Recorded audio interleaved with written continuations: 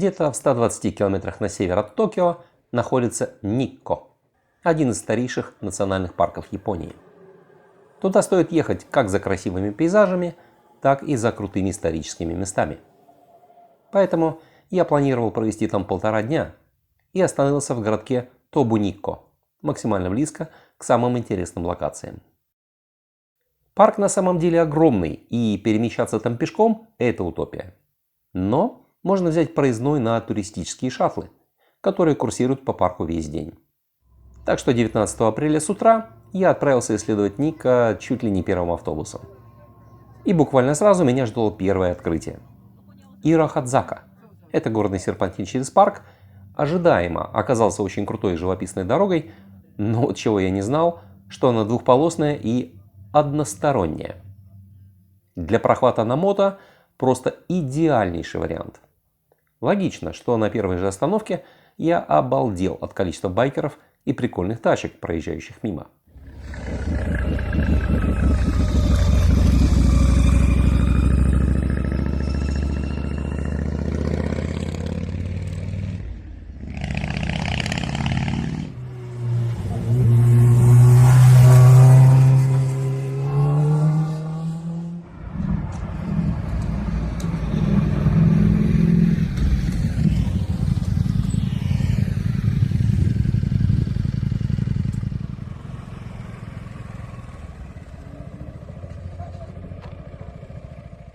К Ирахадзаке я еще вернусь, а пока мои первые остановки.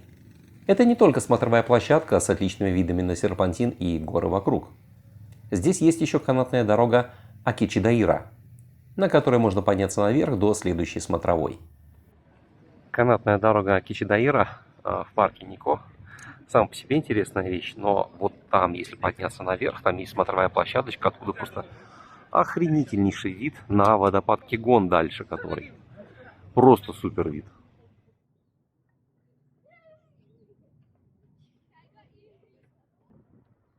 Этот водопад по плану был моей следующей остановкой. Но, если честно, именно вид издали на протекающее озеро Чудзензи показался мне самым крутым. И вот как раз до этого озера и городка Чугуси на его берегу я дальше и доехал.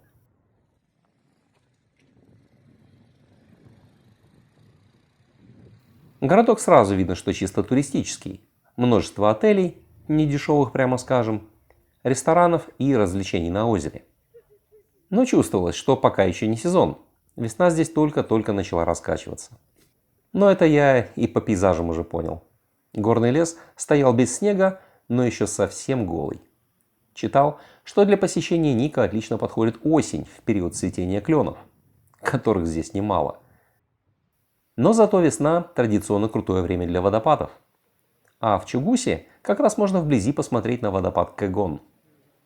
Около него сразу несколько смотровых площадок, включая нижнюю, на которую можно спуститься на специальном лифте. Это, кстати, очень удобно, так как Кэгон – водопад высокий – 97 метров. И про протекающее озеро была не шутка. Водопад находится в 500 метрах от Чудзензи, в русле Дайгавы, небольшой реки, из него вытекающей. Кэгон состоит из основного, самого заметного водопада и еще более десятка скромных водопадиков, которые расположены позади и по бокам от основного. Вода здесь практически просачивается сквозь многочисленные трещины между горами и застывшими потоками лавы. Так что, думаю, сезонность не сильно влияет на этот водопад, и он является бриллиантом этого парка в любое время года. И вновь Ирахадзака. Я обещал вернуться к этой теме. Дело в том, что именно эта дорога и конкретно спуск в этой части трассы – это, можно сказать, культовый участок для японцев. В чем суть? В 1995 году появилась манга про уличные гонки Initial D. Манга – это японские комиксы, если что. По их мотивам затем вышел целый аниме-сериал, игры и даже полнометражный фильм в 2005 году. Благодаря этой манге старая модель Toyota AE86 стала просто культовой. А позднее, в 2011 году, на свет появилась Toyota GT86, она же Subaru BRZ. Спорткар, своей философией и даже названием, отсылающий к той самой Хачироку, Toyota AE86. Так вот, Ирахадзака – один из горных серпантинов, на которых в Инишиал Ди проходили гонки. И сюда специально приезжают, чтобы прокатиться по этой реально крутой дороге. Вернувшись в Тобуника и пообедав, я переключился с природных интересностей на исторические. И начал с одного из символов парка Никко – деревянного арочного моста Синкё. Мостик довольно живописный, но неожиданно очень загруженный. А чтобы по нему пройтись, надо и вовсе заплатить за вход. Возможно потому, что он фактически является входом в парк, его первой достопримечательностью. А вот сразу за ним, на левом берегу той самой Дайгавы, которую я упоминал, рассказывая про Кагон, находится огромный исторический комплекс синтоистских и буддийских храмов, включенных в список всемирного наследия ЮНЕСКО. И первый, до которого я дошел, буддийский храм Риннодзи. Он был основан в 8 веке Сёдо Сонином, монахом эпохи Хэйан и первым исследователем этих мест.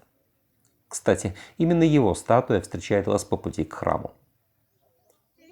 Сёдо Сонин построил хижину отшельника и назвал это место храм Сихонрюдзи, который позже и стал храмом Риннодзи. Смотрится весь комплекс просто шикарно и поражает своим современным масштабом и архитектурой.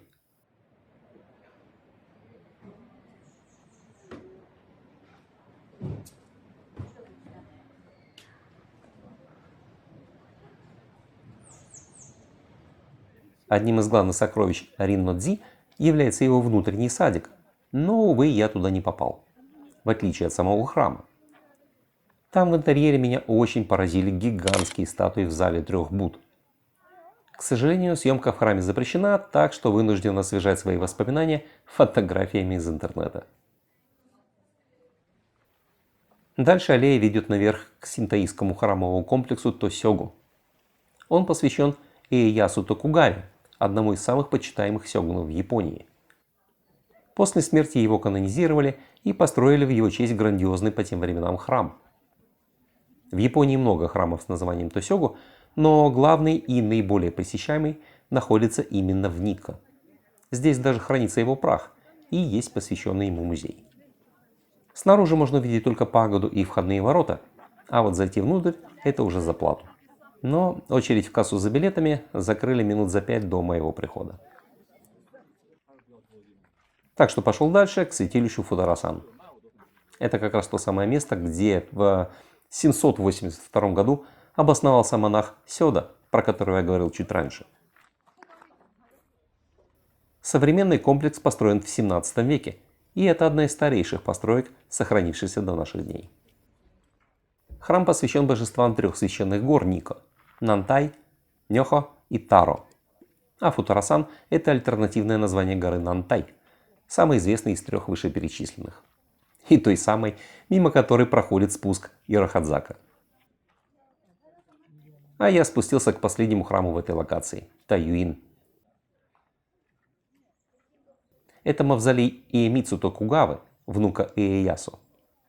Внутрь уже заходить никуда не стал, просто прогулялся вокруг. Это место знаменито огромными деревьями, садовыми фонарями и источником с мистическими, как некоторые считают, возможностями. Уже почти в сумерках я вернулся в Тобуника. Отъезд отсюда в планах был рано утром, но я решил, что негоже не попасть в самое крутое место – святилище Тосёгу, и отправился туда еще раз к открытию. Отстоял очередь, а затем я обалдел от построек внутри территории святилища. Зодчие там явно постарались на славу. Как в отношении общего впечатления от архитектуры и ее вписанности в ландшафт, так и в отношении детальной проработки узоров. Кстати, насчет узоров. Все же знают смайлики в соцсетях с 3 обезьянами. Не вижу, не слышу, не говорю. Так это как раз отсюда, из резного панно над дверями священной конюшни. Считается, что эти 3 обезьяны символизируют собой идею недеяния зла. Если я не вижу зла, не слышу о зле и ничего не говорю о нем, то я защищен от него. Но почему именно обезьяны? Вероятно, это связано с игрой слов в японском языке. Фраза «не вижу, не слышу, не говорю» звучит примерно как «мидзару», «кикадзару» и «вадзару». а окончание «зару» созвучно японскому «сару» – обезьяна. Ну а если серьезно, то залипнуть над резными деталями фасадов здесь можно очень надолго. Их много, и они реально крутые. На одних только вратах Йомеймон более 500 резных изображений. В общем, место меня впечатлило, и впечатлило сильно. И деталями, и общим восприятием архитектуры. Как по мне, это одни из самых красивых построек в Японии, что я видел.